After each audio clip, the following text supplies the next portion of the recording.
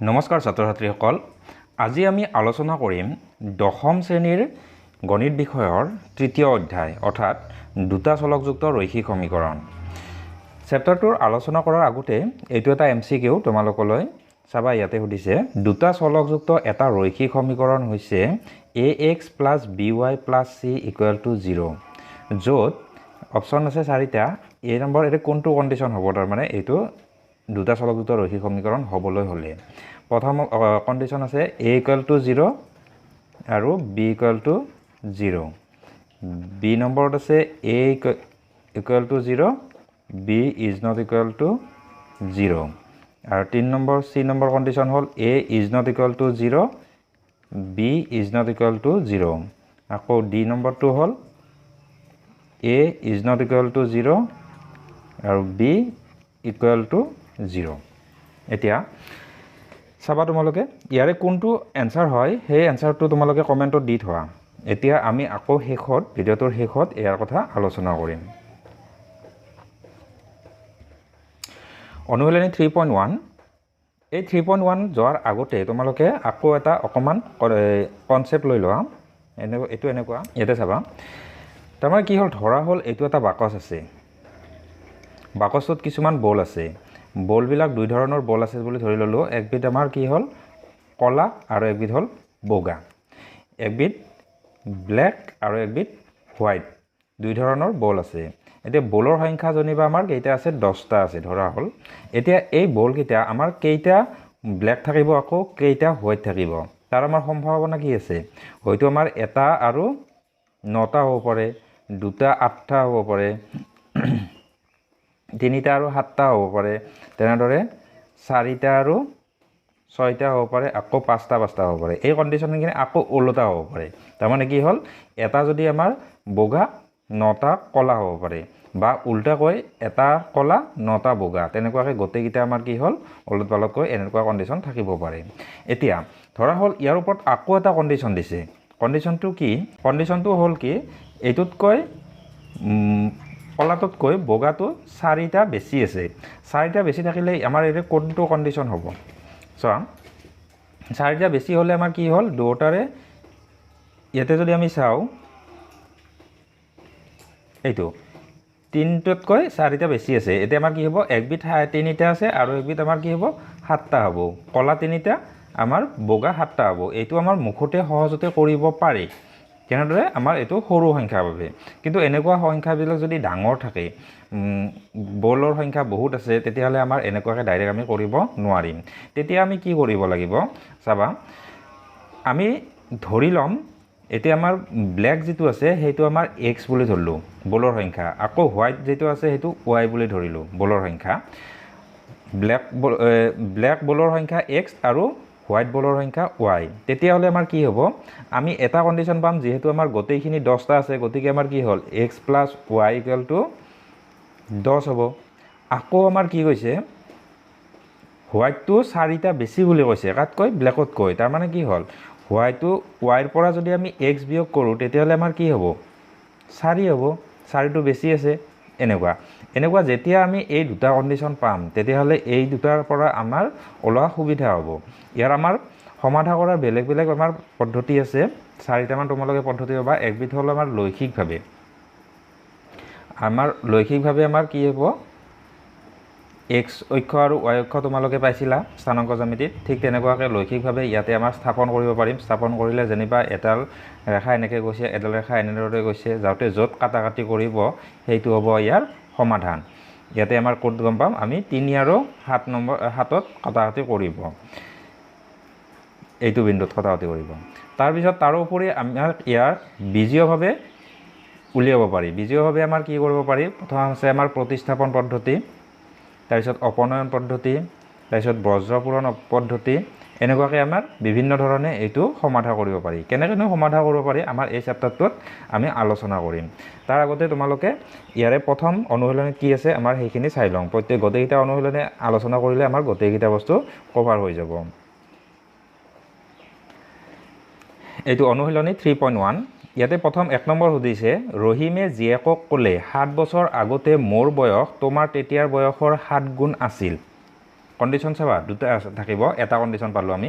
আকৌ আজিৰ পৰা 3 বছৰ পাছত তুমি যিমান ডাঙৰ হ'বা মই তাৰ 3 গুণ হ'ম এতিয়া কথাটো হ'ল এই পৰিস্থিতিটোক বীজীয়ভাৱে আৰু জ্যামিতিকভাৱে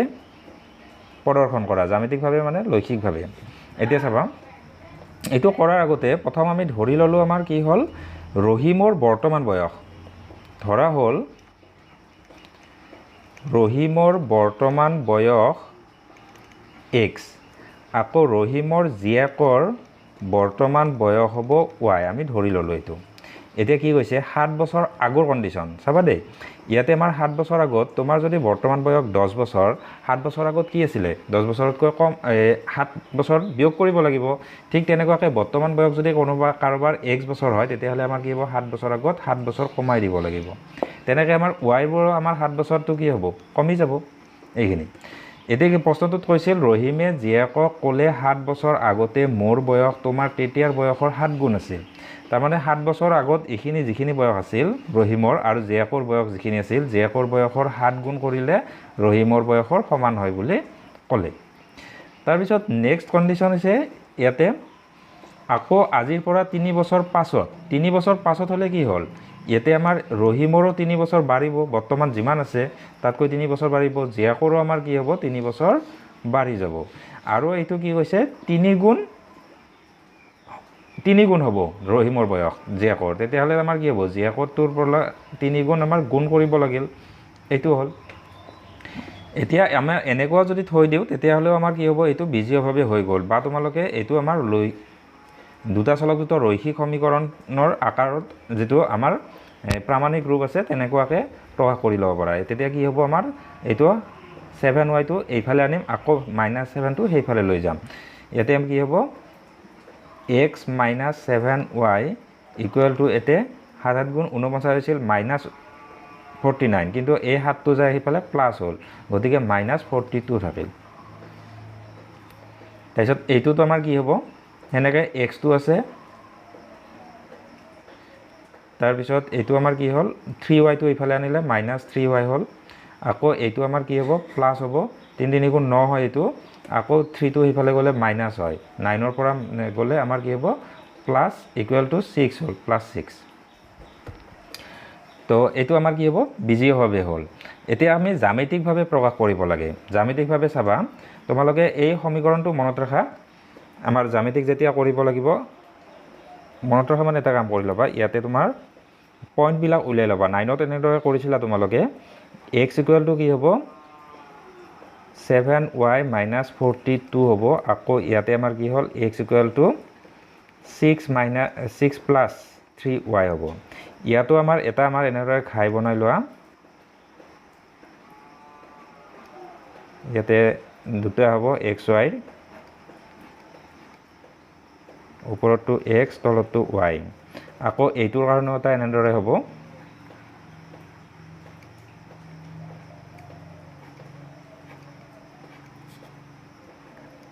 xy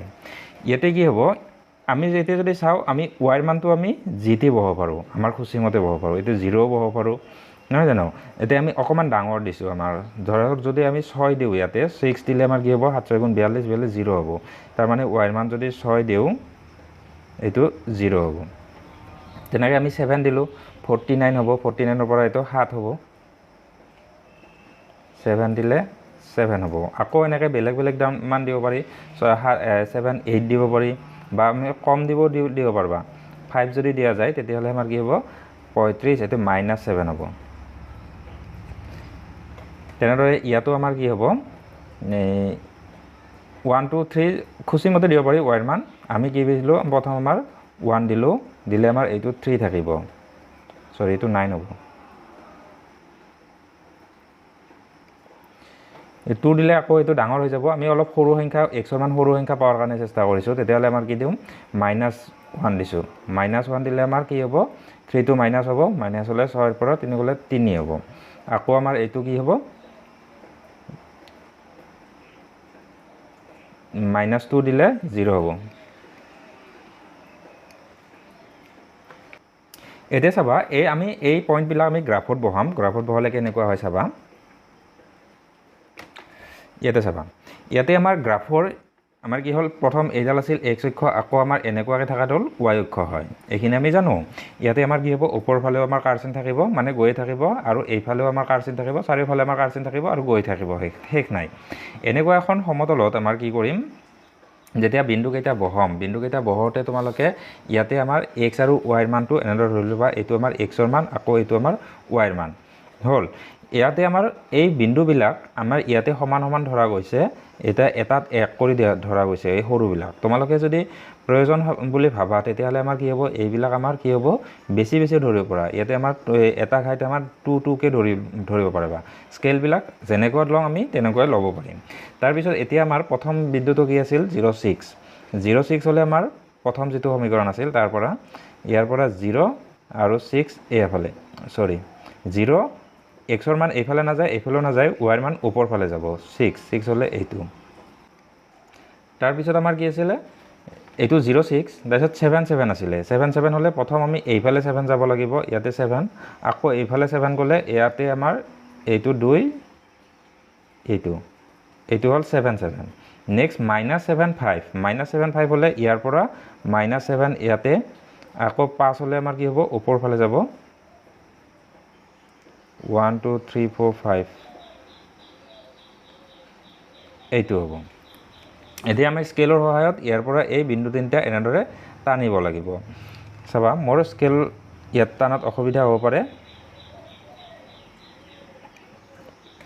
স্কেলৰ সহায়ত টানিবা তোমালোকে তেতিয়াহ'লে চিধা হ'ব নেক্সট আমাৰ সমীকৰণটো আছিলে তাত আমাৰ কি আছিলে 9 আছিলে 9 প্ৰথম এইফালে যাব লাগিব আকৌ 1 দিলে ওপৰত আমাৰ কি হ'ল এইটো বিন্দু তাৰপিছত নেক্সট আছিল আমাৰ কি 3 - 1 হ'লে 1 2 3 - 1 এইফালে তাৰপিছত আছে 0 - 2 এই 0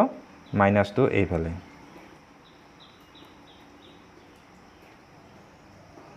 এতিয়া আমি এইটো এনেদৰে টানি দিওঁতে আমাৰ ইয়াতে য'ত কাটিব সেইফালে ক'ৰবাত কটা বিন্দুটো আমাৰ কি হ'ব বৰ্তমান বয়স হ'ব সিহঁতৰ ইয়াতে আমাৰ সন্মুখত কাটা নাযায় কিন্তু অলপ দূৰত আমি এইফালে চালে আমি কাটা যাব দুটা কটাকটি কৰিব এতিয়া এইটো আমাৰ কি হ'ল লৈখিকভাৱে হ'ল নেক্সট আমাৰ 2 নম্বৰ প্ৰশ্নটো চাবা এইটো ইয়াতে সুধিছে এটা ক্ৰিকেট দলৰ প্ৰশিক্ষকে 3খন বেট আৰু 6টা বল কিনে ইমান টকাত পিছত তেওঁ ইমান টকাত একে ধৰণৰ এখন বেট আৰু 3টা বল কিনে এই পৰিস্থিতিটো বিজয়ভাৱে আৰু লৈখিকভাৱে বৰ্ণনা কৰা চাবা ইয়াতে আমাৰ কি হ'ল প্ৰথম কাম আমাৰ কি হ'ল এইটো এটা দাম আছে বেট আৰু বলৰ দাম আছে ইয়াতো আমাৰ বেট আৰু বলৰ দাম আছে ইয়াতে বেট আৰু বলৰ সংখ্যাটো দিয়া আছে কিন্তু কিমান কৰি কিনিছে সেইটো নাই গতিকে আমাৰ কি ধৰিম এখন বেট আৰু এটা বলৰ দাম আমি ধৰিম ধৰা হ'ল এখন বেটৰ দাম x টকা আৰু এটা বলৰ দাম y টকা এতিয়া চাবা কণ্ডিশ্যনটো আমাৰ কি হ'ব এটাকে আমাৰ কি হ'ব প্ৰশ্নমতে প্ৰথম কথা কৈছিলে 3খন বেট এখন বেটৰ দাম যদি x টকা হয় 3খনৰ আমাৰ কি হ'ব 3x প্লাছ 6টা বল সেনেকৈ আমাৰ কি হ'ব 6y হ'ব দাম এটা বলত যদি y টকা হয় 6টা বলত 6y হ'ব ইকুৱেল টু আমাৰ কি হ'ব 3900 হ'ল আকৌ আমাৰ এইটো কি হ'ব নেক্সট কণ্ডিশ্যনটো কি হৈছে এখন বেট তাৰমানে অকল x প্লাছ 3টা বল 3y ইকুৱেল টু আমাৰ কি হ'ল 1300 টকা হৈ গ'ল এতিয়া এই কণ্ডিশ্যনটো আমাৰ কি কৰিব লাগে ইয়াতে 3ৰে গোটেইকেইটা হৰণ যায় হৰণ গ'লে আমাৰ কি হ'ব হৰণ কৰিব পাৰিম আমাৰ ভগ্নাংশ কি আছিল সমীকৰণত এইফালে আৰু সেইফালে একে সংখ্যা যদি হৰণ যায় হৰণ কৰিব পাৰি ইয়াতে x plus 3y equal to কি হ'ব 1300 এইটো আৰু এইটো কণ্ডিশ্যনটো একেই হ'ল অৰ্থাৎ ইয়াতে আমাৰ কি হ'ব ৰেখা এটাই পাম এতিয়া আমি এটাৰ পৰা আমি এনেদৰে উলিয়াব পাৰোঁ x ইকুৱেল টু আমাৰ কি হ'ব 1300 মাইনাছ 3y ইয়াতে আমাৰ কি হ'ল সমীকৰণ যেতিয়া আমাৰ ইয়াতে এনেদৰে দুটা ভাগত ভাগ কৰিম এতিয়া ওপৰতো x তলতো y এতিয়া আমাৰ y ৰ মানটো চাবা আমি 0 1 2 3 এনেকৈ বহাব পাৰোঁ কিন্তু আমি কি হয় অলপমান ডাঙৰ বহাম ডাঙৰ বহালে কি হ'ব যাতে দুটাৰে মান নিয়াৰ বাই সমান থাকে আৰু তেতিয়াহ'লে আমাৰ কি হ'ব অকাত আমাৰ সুবিধা হ'ব বিন্দুকেইটা বহাত স্থাপন কৰাত আমাৰ সহজ হয় ইয়াতে আমাৰ কি হয়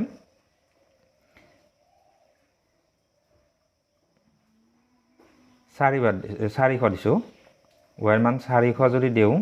তেতিয়াহ'লে আমাৰ কি হ'ব 400 দিলে 3 4 গুণ 1200 এইটো বিয়োগ গ'লে 100 থাকিব হয় যদি 500 দিওঁ ইয়াতে মাইনাছত ওলাব 500 দিলে আমাৰ কি হ'ল 1500 5 3 1500 হ'ল -200 এইটো বিন্দুকেইটা মই ইয়াতে বেলেগকৈ লিখিছোঁ এটা প্ৰথম আমাৰ 100 পাইছিলোঁ কেতিয়া এইটো যেতিয়া 400 হৈছিলে তাৰপাছততো আমাৰ কি পালোঁ ইয়াতে 500 দিলে আমাৰ কি হ'ল 200 -200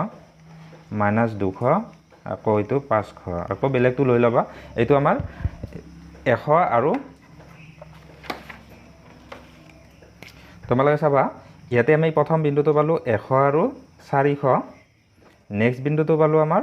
-200 আৰু 500 এই বিন্দু দুটা বহাম এই দুটা বিন্দু বহলেও আমাৰ হৈ যাব বাকি বিন্দুকেইটা ওলাব সেই একে সেমে হ'ব চাবা ইয়াতে চাবা ইয়াতে যেতিয়া বহাম তোমালোকে ভাবিবা এইটো এই আমাৰ 500 এইটো 1000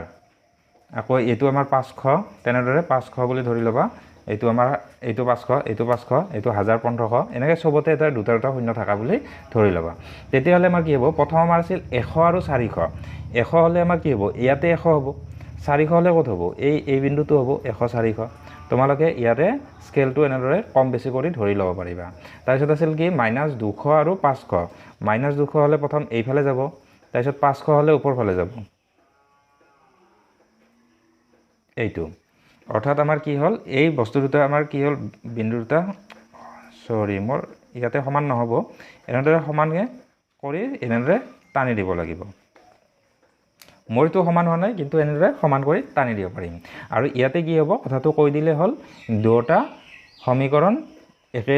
ৰেখাৰ ওপৰত থাকিব অৰ্থাৎ ইয়াৰ আমাৰ কি হ'ব কেইটা সমাধান থাকে নেক্সট চেপ্টাৰত আমি চাম নেক্সট 3 নম্বৰ চাবা 2 কেজি আপেল আৰু 1 কেজি আঙুৰৰ দাম এদিন আছিল 160 টকা এমাহৰ পিছত 4 কেজি আপেল আৰু 2 কেজি আঙুৰৰ দাম হ'ল 300 টকা এই পৰিস্থিতিক বিজীয়ভাৱে আৰু লৈখিকভাৱে বৰ্ণনা কৰা চাবা ইয়াতে কেজিটো দিয়া আছে কিন্তু দামটো দিয়া নাই নহয় জানো গতিকে আমাৰ কি হ'ল দামটো ধৰি লোৱা ধৰা হ'ল আপেলৰ দাম x আৰু আঙুৰৰ দাম y টকা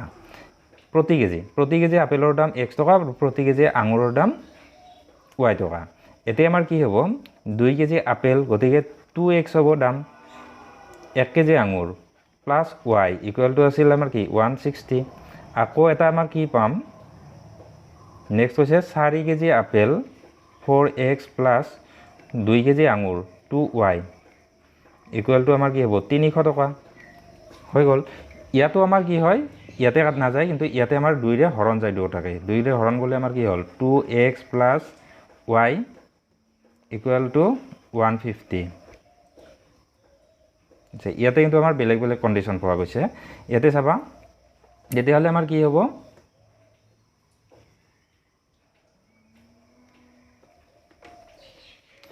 ইয়াতে y টো ৰাখিছো আমি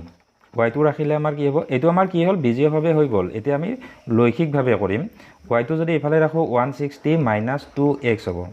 আকৌ ইয়াৰে আমাৰ y টো ইফালে ৰাখিলে 150 - 2x হ'ব এতিয়া বিন্দু কেইটা কি পাম ইয়াতে তোমালোকে এনেকৈ খাই বনাব পাৰবা খাই বনাই আমি মই লিখি লৈছো এনেকৈ কি হ'ব প্ৰথম আমি ইয়াতে x যদি আমাৰ কি দিও 0 দিব পাৰা দিলে 160 হ'ব বহুত ডাঙৰ হৈ যায় নহয় জানো তেতিয়ালে আমাৰ কি দিও অকমান বেছি কৈ দিও ধৰা হ'ল 50 দিলো 50 দিলে 100 হ'ব 60 হ'ব এইটো x ৰ মান 50 দিলে এইটো 60 হ'ল নেক্সট আমাৰ x ৰ মান যদি আমাৰ কি দিও 60 দিও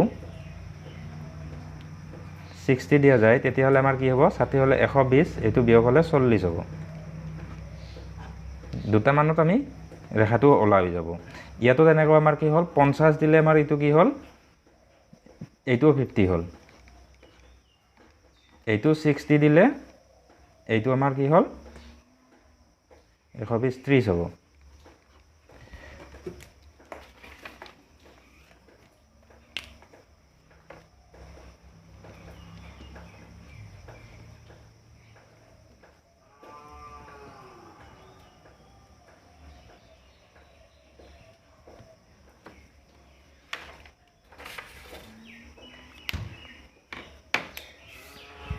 আচ্ছা এতিয়া আমাৰ কি কৰিম এইটো লৈখিকভাৱে আমি অংকন কৰিম তোমালোকে বিন্দুকেইটা মনত ৰাখবা 50 60 আৰু এইটো 60 হ'লে 40 হয় নেক্সট ইয়াতে আমাৰ এইটো সমীকৰণত আমাৰ হ'ব 50 50 আৰু 60 হ'লে 30 হ'ব ইয়াতে চাবা যেহেতু 50 হয় এইটো আমাৰ এইটো 50 বুলি ভাববা আমি ধৰি ল'ম এইটো 50 এইটো 50 এইটো তলৰ ফালে 50 50 এনেদৰে আমাৰ এইটো 100 হ'ব এইটো 150 হ'ব তেনেকুৱা আমাৰ লৈ ল'ব পাৰিম প্ৰথম আমাৰ বিন্দুটো আছিল কিমান প্ৰথম সমীকৰণটো 50 আৰু 60 আছিল গতিকে আমাৰ ইফালে 50 হ'লে এইফালে 60 আমাৰ এই ওপৰৰ বিন্দুটো হ'ব নেক্সট আমাৰ কি আছিল 60 হ'লে 40 আছিল ইফালে 60 গ'লো এইফালে 40 হ'লে এইটো স্কেলৰ সহায়ত এনেদৰে দুটা আমি সংযোগ কৰিম সংযোগ কৰি বঢ়াই দিম নেক্সট আমাৰ কি হ'ব নেক্সট সমীকৰণটো আছিল ইফালে 50 থাকোঁতে এইফালে 50 আছিল 50 50 হ'লে এইটো বিন্দু নেক্সট আমাৰ কি হ'ব 60 হ'লে 30 আছিল 60 30 হ'লে এই বিন্দুটো ইয়াতে লগালগি হৈছে কিন্তু আমাৰ লগালগি নহয় এইটো আমাৰ বিন্দু হেৰিটো অকণমান তলে দি হ'ব এনেকৈ কাটাকাটি নকৰিব এনেদৰে থাকিব তো এইখিনি আছিল আমাৰ